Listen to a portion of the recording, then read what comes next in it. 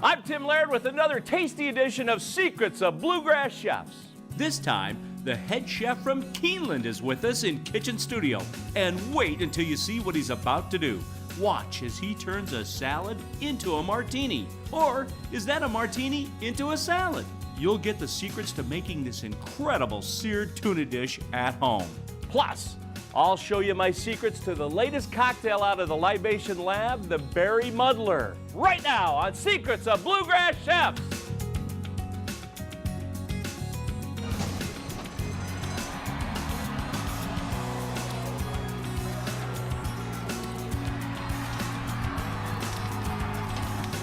All right, hello everybody. It's a great day to be in Kitchen Studio at Bourbon Barrel Foods, and I'll tell you what, I'm excited because this chef is unbelievable. Marc Therrien is here. He's the executive chef at Keeneland in Lexington, and he's really shaking up things over there. He's creating a whole new Kentucky-proud culinary destination. Marc comes to the Bluegrass from Southern California, and he's brought a lot of secrets to making spectacular dishes from simple local ingredients. And wait until you see what he's making for us today.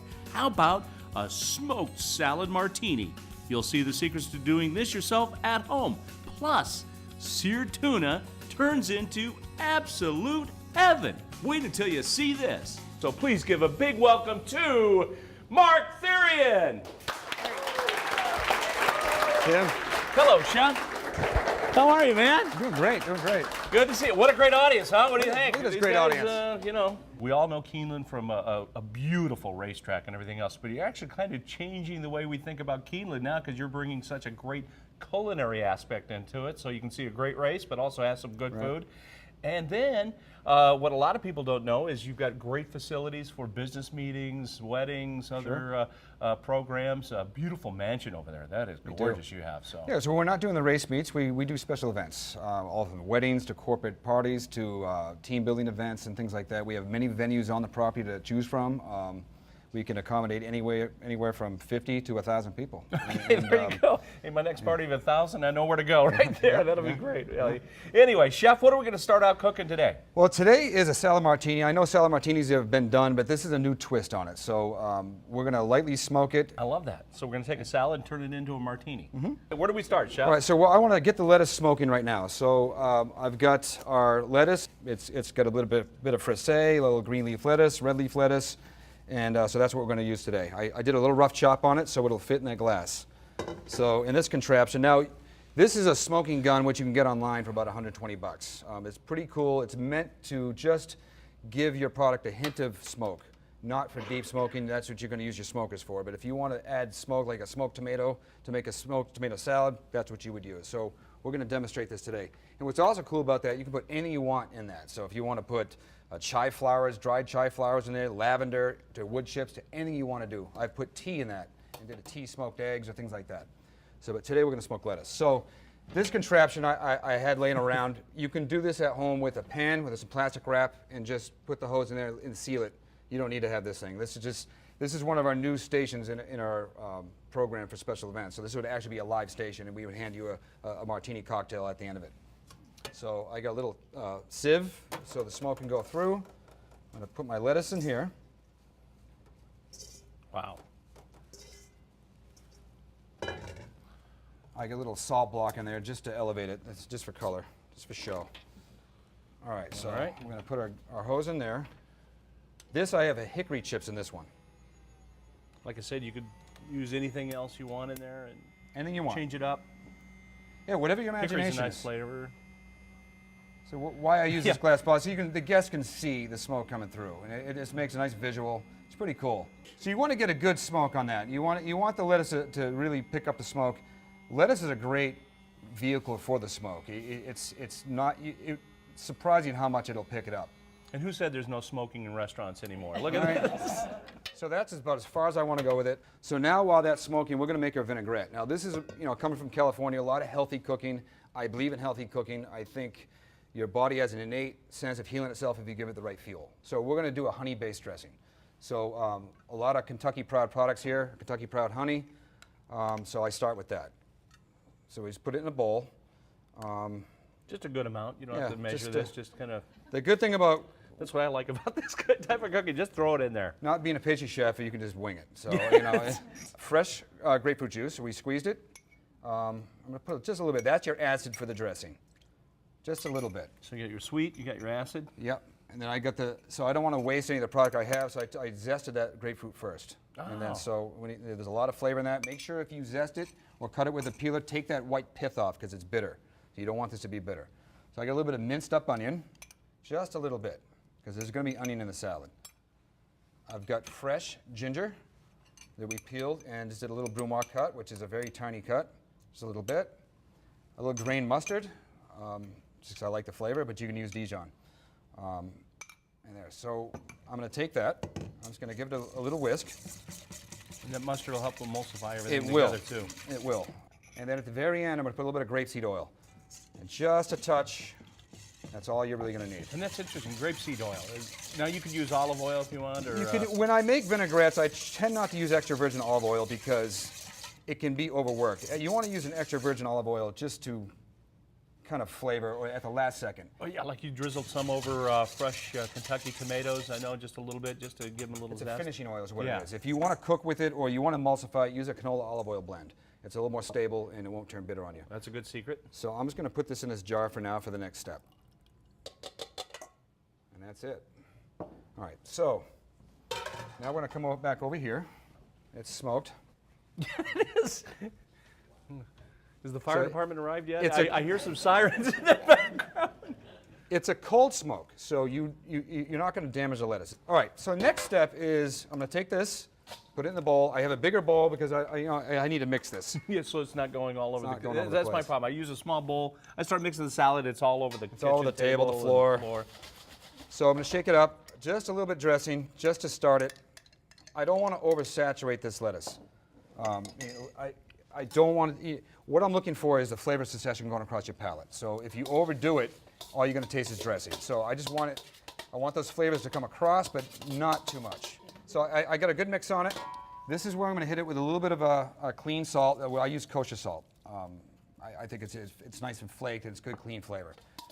I stay away from iodized salt.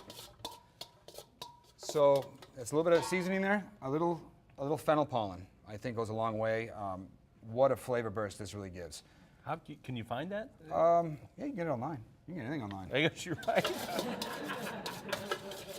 All right, so now it's seasoned. So I like when I eat a salad, I like it to be incorporated all the way through and then have a little bit of garnish on top. You just want to eat all your garnish and then all you have is lettuce. So I'm going to put a few items in here. So I got a little minced onion, just a little bit, because there's going to be more going on top.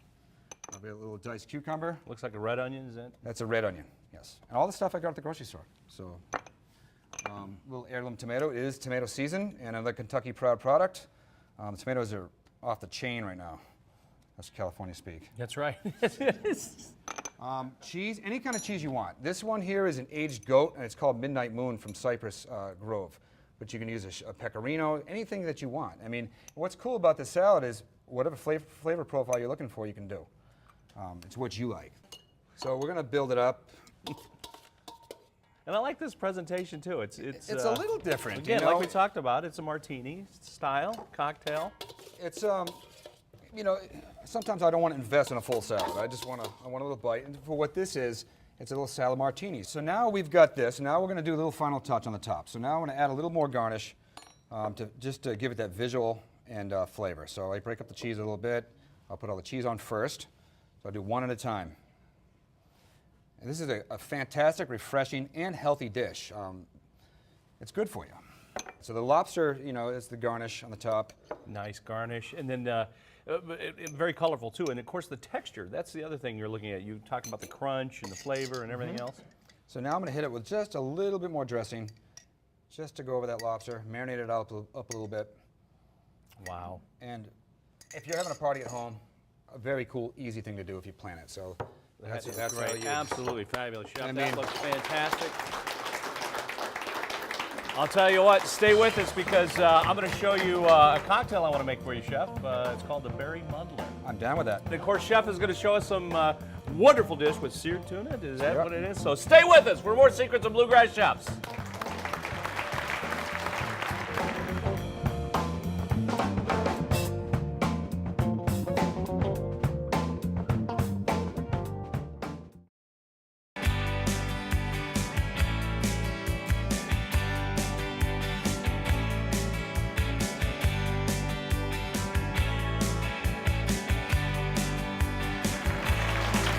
All right, welcome back to Secrets of Bluegrass Chefs. I'll tell you what, we're with Marc Therrien from Keeneland, and he's going to show us the secrets to an incredible tuna dish. But first, I want to show you my newest cocktail, the Berry Muddler. Starts out with a mixing glass with Old Forester, Kentucky Proud too, by the way. There it is. About 2 ounces of that goes in. That's my 2 ounces, Chef. How do you like that? I think it's only one. And then to that, I'm actually going to add about 3 or 4 blackberries, grown right here. Boom, when they're in season. And then I've got about 4 or 5 mint leaves. And what I want to do is just gently tear them just a little bit, just to start to release the oils. Then a little bit of blackberry puree. You can buy this, again, as you said, online, and just a little bit. If you don't have the blackberry puree, what you can do is use more blackberries and a little simple syrup to make up the sweetness that's in there. So with that, I'm going to give this just a little bit of muddling. And the secret to a good muddling is I don't want to sit there and just mash it down, because otherwise you get the stems, all that awful stuff. Like you said, the pith, you don't want that in there. That's bad. So you just want to just release the oils, get that blackberry released a little bit throughout the drink. Boom, kind of like that. Then I'm going to add a little ice to this. You want to muddle first before adding the ice. Then I'm going to give this a good shake to mix everything up and also chill down this cocktail. And we'll give it a good shake, just like that. Then we're going to pour everything back into our glass. Of course, it doesn't need to garnish because you have all those mint leaves, the blackberries, everything there just like that. Now, you could strain this off if you wanted to, but I kind of like all that visual and kind of the texture of this cocktail. Top it off with a little bit of club soda. Quick little stir. And actually, blackberry and bourbon actually is a nice combination. So bet, yeah. We'll see how we did, Chef. You know how the chefs always test the soup before before serving it? I'm going to test the soup. Oh, yeah. There's 2 ounces of Old Forester in there, I can tell. Cheers. Cheers, Chef. Here's to you, the Berry Muddler.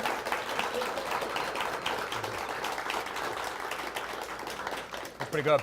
Anyway, we're talking about seared tuna now. And by the way, look how gorgeous this is. Yeah, this is a #1 sushi grade ahi tuna that I picked up. This is lovely. It really is. Beautiful. We trimmed it down this morning. When it comes to searing fish, especially tuna, the best way to eat it is rare to mid-rare. Especially when you get this sushi grade tuna. I mean, the worst thing you can do is overcook this thing. It is. So I'm going to show everybody how to sear it and the proper way to do it. Okay. So first of all, we're going to use our bourbon barrel Togarashi that we got from this facility here. Togarashi is got chili flake, it's got nori sheet, lime, hemp seed, sesame seeds. So it's very, very good Pacific Rim type seasoning. You can use it in anything. So the first thing we're going to do is we're going to take sesame oil. It's a strong oil, so we can only use it for this one step. And a little goes a long way. A little goes a long way. Take the fish and just make sure it's coated well in the oil. Now that sits, we take the Togarashi, we put it in the second pan. It's a dry pan. And now we're going to dredge this tuna right into that. Oh, that'll give you a nice coating all the way around. So the sesame, since it's a Pacific Rim dish, you're going to get that flavor from the sesame. Right. But the Togarashi is going to stick to it because of the oil. So I'm just going to gently coat it.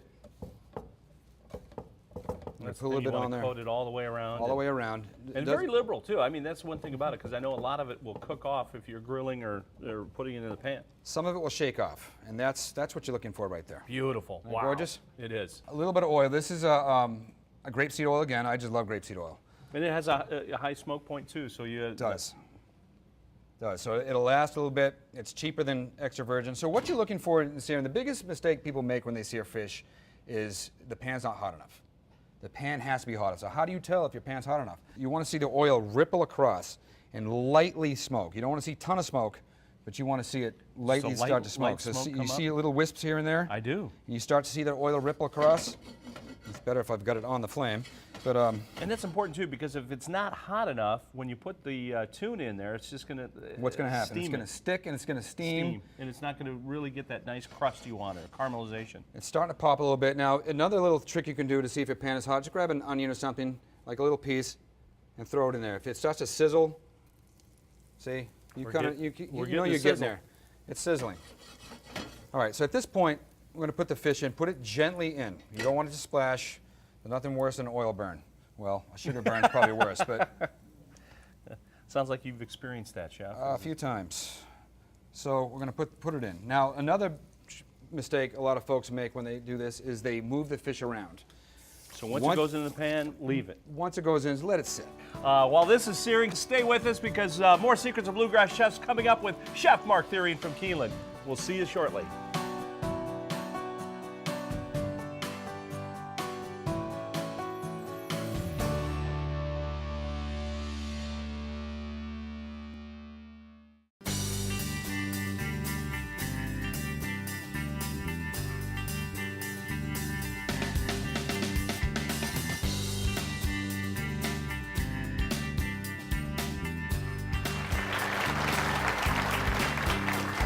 All right, welcome back to Secrets of Bluegrass Chefs. We're cooking here with Marc Therrien from Keeneland, and I'll tell you what, we're searing up some ahi tuna. You haven't moved it, you haven't touched it, you just let it sit there for a little bit, and because you want a nice little crust. You do. So as you'll notice, I didn't crust the ends of it. I do that for a reason. The best way to do tuna to sear it on the outside is you can see it from that side. So you see how the edge is starting to... Oh, yeah. That's what you're looking for, right there. Can you see that? Can anybody see that? You can start to see where that crust is coming in. So now I'm going to flip the fish because then it's got a nice patina to it. It's got a nice crust. If it was very opaque and then you would tell you didn't let it sit long enough. Or the pan wasn't hot enough. And the other thing is too is look at how the togarashis kind of give it a nice little crust. Yep. On top of that, which is nice. For me, cast iron is the best for this sort of job. It really evenly puts that heat out and it holds that heat. Yeah, I love cast iron. You can fry in it, you do this, just all around. And the one mistake too is, I mean, cleaning, right? You don't get there and scour the thing because you want to season your cast iron, right? You really just want to wipe it out and then put a little bit of oil in there, make sure it's clean, and then put it away. You put it in the dishwasher, you got to start from scratch again. Because once it's seasoned, then it's not going to stick, right? That's I mean, the that's magic. the beauty of a nice cast iron skillet. All right, so the fish is there. I'm going to get the one edge there, but I don't want to go any further than that because anything further than that is overcooking the fish. The heat comes off, let it sit, let the residual heat finish it. That's it right there. That's what Beautiful. you want that nice ruby eye. Absolutely. And it really does continue to cook as it's sitting over here resting too, right, Chef? It will. And the best way to do this is you can do this the night before and put it in your fridge and let it just set. If you chill it, it'll cut a lot easier. So while that's resting, I'm going to make a simple relish. So this is going to be a mango relish is what it is, or a mango salsa. So mango, this is not Kentucky Proud. One day, you think we might get some mangoes. But I'll tell you what, look at this dice. I mean, you can tell this comes from a professional chef kitchen. Every dice is perfect. Well, it makes a huge difference. I really believe in simple food, good technique. Technique is everything, and that's with anything you do. It really makes a difference for your final result. So everything's cut the same. It's got that uniformity that you're looking for. Everything is. The onion, but also when you get to the ginger is very strong, as we all know, so that's cut really, really small. That's what you call a brunoise cut. Very, very small. It looks minced, but it's if you looked at it, it's all small, tiny block cuts. It's a brunoise? It's a brunoise, they call it. All right, so I got the ginger. I've got serrano chili. I tend to like serrano chili. I like the heat. Now, the ginger and the serrano about the same amount. Yeah, because you got the ginger that adds a little spice too, and then the serrano is nice. Ginger really wakes that up. It's a little soy sauce. A little soy. I use tamari, which is gluten-free. That's out of habit. Nobody's looking for it, but this is Marin. It's a seasoned rice wine vinegar. Right. Or seasoned rice wine, I'm sorry. Just a little bit. Again, a little kosher salt. I'm going to use this spoon right here. Why not? It's already flavored. It's a flavored spoon. It helps out. Look at that. Shake that up. Now, as with any herb, you want to throw it in very, very last second. You see how I'm chopping this? Yeah, look at that. When it comes to chopping, there's a reason why your knife kind of curves like that. Leave your knife on the board.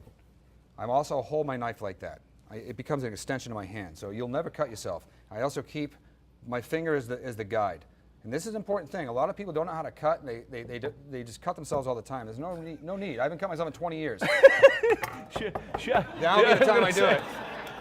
Chef Therrien scissor hands. Look at this. How you can chop.